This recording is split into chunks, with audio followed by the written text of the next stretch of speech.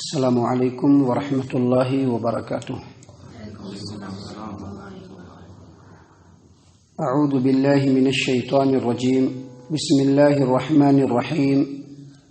حرمت علیکم امہاتکم وبناتکم واخواتکم وعماتکم وخالاتکم وبنات الاخ وبنات الاخ وبنات الاخت وامہاتکم اللاتی ارضعنکم واخواتکم من الرضاعة وأمهات نسائكم وربائبكم اللاتي في حجوركم من نسائكم اللاتي دخلتم بهن فإن لم تكونوا دخلتم بهن فلا جناح عليكم وحلائل أبنائكم الذين من أصلابكم وأن تجمعوا بين الأختين إلا ما قد سلف إن الله كان غفورا رحيما۔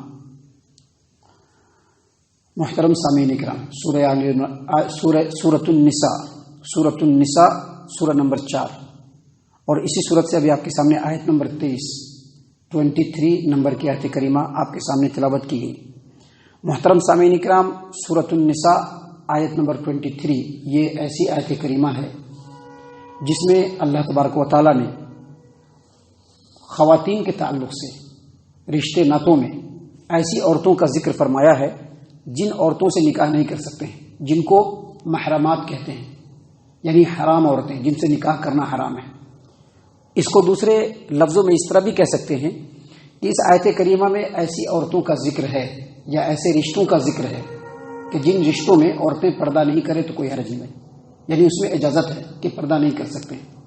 اور جن عورتوں کا ذکر ہے اس کے علاوہ جتنی بھی عورتیں ہیں وہ تمام پردہ کریں گے۔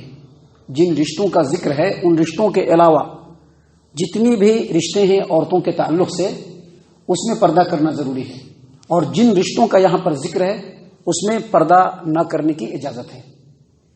محترم سامعین اکرام، یاد رکھیے نسب کے اعتبار سے، رشتوں کے اعتبار سے 7 ایسی عورتیں ہیں جن سے نکاح کرنا حرام ہے، اور دوسرے لفظوں میں یہ کہہ لیجئے کہ وہ عورتیں ان رشتوں میں پردہ نہ کریں گی کیونکہ اس میں پردہ نہ کرنے کی اجازت ہے۔ رشتے کے اعتبار سے کون کون سی عورتیں ہیں؟ دیکھیے، مائیں ہیں، بیٹیاں ہیں، بہنیں ہیں، پھوپھیاں ہیں، خالائیں ہیں، بھتیجیاں ہیں، بھانجیاں ہیں۔ یہ 7 قسم کی عورتیں ہیں جن سے نکاح حرام ہے، اور ان سے پردہ یعنی اس رشتے میں پردہ کرنے کی اجازت نہیں ہے، یعنی پردہ نہ بھی کریں گے، چہرہ وغیرہ کھلا رہے گا تو کوئی حرج کی بات نہیں ہے۔ اسی طرح سے دودھ پلانے کے اعتبار سے، یعنی رضاعت کے اعتبار سے، کسی عورت نے کسی بچے کو دودھ پلا دیا تو دودھ پلانے کے اعتبار سے بھی 7 ایسے رشتے ہیں جس سے نکاح بالکل حرام ہے، اور یہ رشتے آپس میں اگر مرد ہے عورت ہے تو اگر چہرہ کھول کر کے بھی ہے، پردہ نہیں کر کے بھی ہے تو شریعت نے اس کی اجازت دی ہے۔ رضاعت کے اعتبار سے ہے رضائی مائیں، رضائی بیٹیاں، رضائی بہنیں، رضائی پھوپھیاں، رضائی خالائیں، رضائی بھتیجیاں، رضائی بھانجیاں، یعنی سیم جو اوپر تھا وہی چیز ہے۔ اور 4 رشتے ایسے ہیں جو سسرالی اعتبار سے ان رشتوں میں اگر پردہ نہ کیا جائے تو شریعت نے اجازت دی ہے، اور ان عورتوں سے بھی نکاح کرنا حرام ہے۔ اور وہ عورتیں کون کون سی ہیں؟ ایک ساس ہے، سسرالی رشتے سے ساس، وہ محرم ہے، ان سے نکاح حرام ہے۔ اسی طرح سے وہ بیوی جس سے ہم نے نکاح کیا اور اس کی بچی پہلے سے موجود تھی دوسرے شوہر سے، اور اس عورت سے ہم نے صحبت کر لیا تو اب وہ جو بچی ہے وہ بھی ہمارے لیے محرم ہے، اور اس سے ہم نکاح کبھی بھی نہیں کر سکتے ہیں، اور وہ بھی ہمارے پاس بے پردہ آ سکتے ہیں۔ اور اسی طرح سے 2 سگی بہنوں کو ایک ہی وقت میں نکاح میں جمع کرنا یہ بھی حرام ہے۔ 2 سگی بہنوں کو بیک وقت نکاح میں جمع نہیں کر سکتے ہیں۔ محترم سامعین کرام، اسی طرح سے یہ 4 قسم کی عورتیں ہیں، اور ایک وہ عورت ہے جو باپ نے پہلے سے نکاح کیا، باپ نے جس سے نکاح کیا، چاہے ہماری ماں ہو یا کوئی بھی عورت ہو جس سے باپ نے نکاح کیا، وہ بھی حرام ہے۔ جس کا ذکر اس سے پہلے جو آیت کریمہ آیت نمبر 22 آپ کے سامنے تلاوت کی گئی تھی اس میں اللہ تبارک و تعالیٰ نے بیان فرمایا۔ سامعین کرام، اب دیکھیے اللہ تبارک و تعالیٰ نے آیت کریمہ میں کیا بیان فرمایا۔ اللہ تبارک و تعالیٰ نے فرمایا حرمت علیکم امہاتکم وبناتکم واخواتکم وعماتکم وخالاتکم وبنات الاخ وبنات الاخت، یعنی اللہ تبارک و تعالیٰ نے فرمایا کہ تم پر حرام کی گئی ہے، یعنی نکاح کرنا حرام ہے۔ یہی محرم رشتے ہیں جن کے ساتھ سفر بھی کر سکتے ہیں، جو بے پردہ آ بھی سکتی ہیں ہمارے سامنے، چہرہ وغیرہ کھلا ہوگا، ہاتھ وغیرہ اگر کھلا ہوگا تو کوئی حرج کی بات نہیں، آ سکتی ہیں. اگر سر پہ دوپٹہ نہیں بھی ہوگا تب بھی کوئی حرج کی بات نہیں، لیکن رکھنا چاہیے. اللہ تبارک و تعالیٰ نے فرمایا کہ تم پر حرام کی گئی ہیں تمہاری مائیں، تمہاری بیٹیاں، تمہاری بہنیں، تمہاری پھوپھیاں، تمہاری خالائیں، تمہاری بھتیجیاں اور تمہاری بھانجیاں. یہ 7 قسم کی عورتیں ہیں جن کو اللہ تبارک و تعالیٰ نے نکاح کرنے کے اعتبار سے بالکل حرام قرار دیا ہے، وہ محرم عورتیں ہیں. اس کے بعد اگلی آیت کریمہ کے اگلے اسٹیپ میں اللہ تبارک و تعالیٰ نے فرمایا وَأُمَّهَاتُكُمُ اللَّاتِي أَرْضَعْنَكُمْ وَأَخَوَاتُكُمْ مِنَ الرَّضَاعَةِ، یعنی وہ عورتیں بھی تمہارے لیے محرم ہیں جن سے تم نے بچپنے میں دودھ پی لیا. دیکھیں دودھ پینے کا جو حرمت ہوتا ہے نا، اس کے لیے شریعت کے اندر جو بات ہے وہ کم سے کم 5 گھونٹ کم سے کم پینا ہے. 5 گھونٹ سے کم میں حرمت ثابت نہیں ہوگی. اور دوسری بات اس سلسلے میں یہ خیال رکھا جائے کہ یہ جو دودھ پینے کی جو پیریڈ ہے وہ بچپنے میں، بڑے ہو کر کے نہیں. 2 سال کی جو مدت پیدائش کے بعد کی جو ہوتی ہے، اللہ تبارک و تعالیٰ نے قرآن کریم کے اندر بتلایا ہے کہ یہ جو 2 سال کی مدت ہے یہی مدت رضاعت ہے جس میں دودھ پینا ہے. اور اسی مدت میں کوئی بچہ اگر کسی عورت کا دودھ پی لیتا ہے کم سے کم 5 گھونٹ، اس سے زیادہ جتنا بھی پی لے، تو وہ عورت اس کے لیے رضاعی ماں ہو جاتی ہے. اور جب وہ رضاعی ماں ہو گئی تو وہ سمجھ لیجیے کہ ماں ہی ہے. نبی اکرم صلی اللہ علیہ وسلم کی حدیث ہے، صحیح بخاری اور صحیح مسلم کی روایت ہے. نبی صلی اللہ علیہ وسلم نے فرمایا کہ رشتوں سے، نسب کے اعتبار سے جو رشتے حرام ہوتے ہیں، دودھ پینے کے اعتبار سے بھی وہ تمام کے تمام رشتے حرام ہوں گے. یعنی وہ رشتے محرم ہوں گے، ان سے شادی نہیں کر سکتے. اور اس کی تفصیل ہم نے بتلائی ہے، رضاعی مائیں، رضاعی بیٹیاں، رضاعی بہنیں، رضاعی پھوپھیاں، رضاعی خالائیں. اب ایک عورت سے دودھ پیا، اس کا شوہر کیا ہو گیا؟ باپ ہو گیا. دودھ پیا اس عورت سے، اس کا شوہر کیا ہو گیا؟ باپ ہو گیا. اب اس عورت کی جو بیٹیاں ہوں گی، اس عورت کی جو بیٹیاں ہوں گی، اس عورت کے بیٹیاں جو ہوں گی وہ سب کے سب ہمارے لیے محرم ہیں. اس کے بعد جو ہے رضاعی بہنیں، اس عورت کی جو بیٹیاں جتنی ہوں گی سب کے سب ہمارے لیے محرم ہیں. اسی طرح سے رضاعی پھوپھیاں، اس عورت کے شوہر کی جو بہنیں ہوں گی وہ سب ہمارے لیے حرام ہوں گی. اور اسی طرح سے رضاعی خالائیں، رضاعی بھتیجیاں، رضاعی بھانجیاں، یہ سب کے سب رشتے جو ہے محرم ہیں. اللہ تبارک و تعالیٰ نے فرمایا وَأُمَّهَاتُكُمُ اللَّاتِي أَرْضَعْنَكُمْ، اور وہ مائیں جس نے تم کو دودھ پلایا ہے، وَأَخَوَاتُكُمْ مِنَ الرَّضَاعَةِ، اور اس عورت کی جو بیٹیاں ہیں جو تمہاری بہنیں ہوں گی وہ بھی تمہارے لیے حرام ہیں. اور اس کے لیے یاد رکھیے یہ جو رضاعت کی جو حرمت ثابت ہوتی ہے وہ جب بچہ 2 سال کے اندر کا ہو اور کم سے کم 5 گھونٹ پیے، زیادہ سے زیادہ کی کوئی حد نہیں ہے. اتنی بات بیان کرنے کے بعد اللہ تبارک و تعالیٰ نے آگے فرمایا وَأُمَّهَاتُ نِسَائِكُمْ، اور تمہاری ساس بھی تمہارے لیے محرم ہے. تمہاری ساس بھی تمہارے لیے محرم ہے.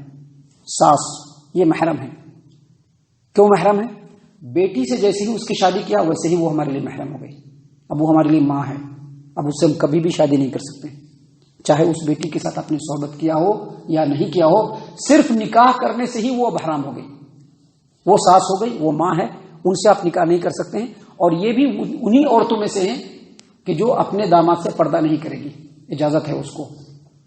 سامعین کرام، اس کے بعد اللہ تبارک و تعالیٰ نے فرمایا وَرَبَائِبُكُمُ اللَّاتِي فِي حُجُورِكُمْ مِن نِّسَائِكُمُ اللَّاتِي دَخَلْتُم بِهِنَّ فَإِن لَّمْ تَكُونُوا دَخَلْتُم بِهِنَّ فَلَا جُنَاحَ عَلَيْكُمْ. ایک عورت سے نکاح کیا، اس کی پہلے سے بچی ہے جو دوسرے شوہر سے ہے. اب وہ عورت ہمارے نکاح میں آ گئی، ہم نے اس کے ساتھ جو میاں بیوی کی جو ضرورت ہوتی ہے، شوہر بیوی کی جو ضرورت ہوتی ہے ہم نے پوری کر لیا. تو اب وہ جو بچی ہے جو اس کے پہلے شوہر سے ہے وہ ہمارے لیے حرام ہے، وہ ہمارے لیے محرم ہے. بیٹی ہے، وہ ہمارے سامنے آ جا سکتی ہے، پردہ کرنے کی کوئی ضرورت نہیں ہے. محترم سامعین کرام، بہت غور و فکر سے سنیے گا. جو رشتے آپ کے سامنے بیان کیے جا رہے ہیں اس کو بہت غور و فکر سے سنیے گا.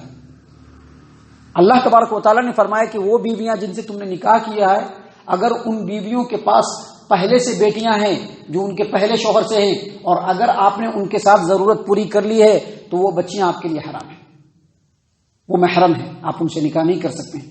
البتہ اگر اس عورت سے آپ نے ضرورت پوری نہیں کیا ہے اور اس سے پہلے طلاق دے دیا تو اب وہ آپ کے لیے محرم نہیں ہے.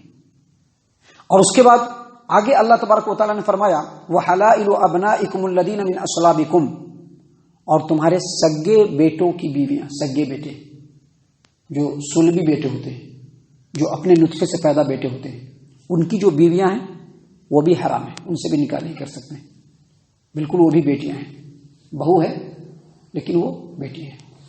محترم سامعین کرام، اللہ تبارک و تعالیٰ نے یہاں پر دو ٹوک انداز میں کہہ دیا کہ جو صلبی بیٹے ہیں، جن بیٹوں کو ہم نے اپنے نطفے سے پیدا کیا ہے، چاہے وہ کسی بھی عورت کے بطن سے ہو، ان بیٹوں کی بیویاں بہو ہیں اور وہ حرام ہیں، ان سے کبھی بھی نکاح نہیں کر سکتے۔ اور اس سے یہ بھی پتہ چلا کہ بہو اپنے سسر کے سامنے بغیر پردے کے آ سکتی ہے، کوئی حرج کی بات نہیں، کیونکہ وہ بیٹی ہے۔ اور اس کے بعد اللہ تبارک و تعالیٰ نے آگے فرمایا کہ وَأَن تَجْمَعُوا بَيْنَ الْأُخْتَيْنِ إِلَّا مَا قَدْ سَلَفَ، دو بہنوں کو اکٹھے ایک نکاح میں نہیں رہ سکتے۔ ابھی ایک عورت سے شادی کیا، اب اس کی بہنیں ہمارے یہاں سالی کہلاتی ہیں، سالی، اس سے آپ شادی نہیں کر سکتے جب تک یہ بیوی آپ کے پاس ہے۔